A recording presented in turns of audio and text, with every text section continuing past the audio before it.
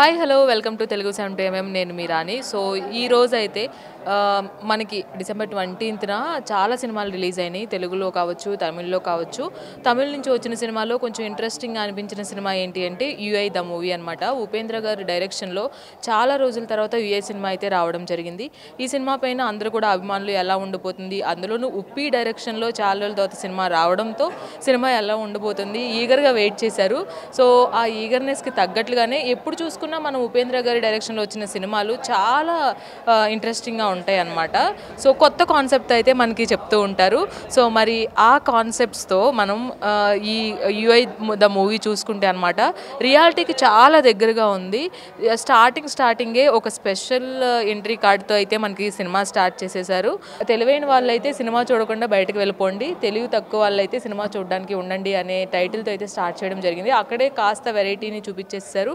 So ఎందుకంటే లాస్ట్కి వచ్చేటప్పటికి మనకి రియాలిటీలో ఉన్న ప్రాబ్లమ్స్ అన్నీ మన లైఫ్ గురించి మర్చిపోయి పక్కన వాళ్ళ లైఫ్ మీద కాన్సన్ట్రేషన్ చేస్తే లైఫ్ ఎలా ఉంటుంది, మనకి నేచర్ని పాడు చేసుకుంటే ఎలా తయారవుతుంది నెక్స్ట్ ఫ్యూచర్ అనేది, కరువు గురించి కాస్త అండ్ అలాగే పొలిటీషియన్స్ గురించి, మీడియా గురించి, ఇలా ప్రతి ఒక్క అంశం పైన కూడా యూపీ టార్గెట్ చేసినట్టుగా తెలుస్తుంది.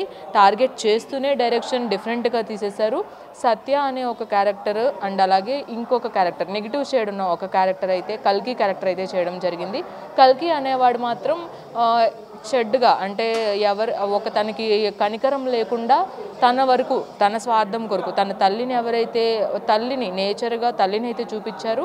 తల్లి ఎలా అయితే ఇబ్బంది పడిందో సో ఆ ఇబ్బందికి తగ్గట్టుగా ఎవరూ కూడా ఆ ఇబ్బందికి గురైన వారందరినీ కూడా టార్గెట్ చేయడం జరిగింది. సో మొత్తంగా సినిమా చూసుకుంటే రియాలిటీకి చాలా దగ్గరగా ఉంది.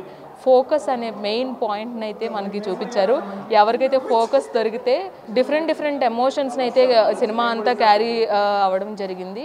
సో ఆ ఎమోషన్స్కి తగ్గట్టుగా ఎవరికి ఫోకస్ దొరికితే వాళ్ళు థియేటర్ నుంచి బయటకు వచ్చిన తర్వాత రియాక్షన్స్ కూడా ఎలా ఉంటాయి అనేది కూడా సినిమాలో చూపించడం జరిగింది. సో ఇవన్నీ మొత్తంగా చూసుకుంటే ఉప్పి ఈజ్ బ్యాక్ అనేది అర్థమైపోయింది. డైరెక్షన్ అయితే హీరోగా తీసేశారు. సో ఉపేంద్ర సినిమాలంటే అందరికీ సపరేట్ ఫ్యాన్ బేస్ ఉంటుంది. సో ఆ ఫ్యాన్ బేస్కి మెయింటైన్ చేస్తూనే ఈ సినిమా ఉంది. టోటల్గా చూసుకున్నట్లయితే రియాలిటీకి దగ్గరగా ఉన్న సినిమా ఉప్పి డైరెక్షన్లో వచ్చిన యుఐ ద మూవీ అనే చెప్పాలి. ఇది UI the movie review. Video journalist దాసుతో రాణి, తెలుగు 70mm హైదరాబాద్.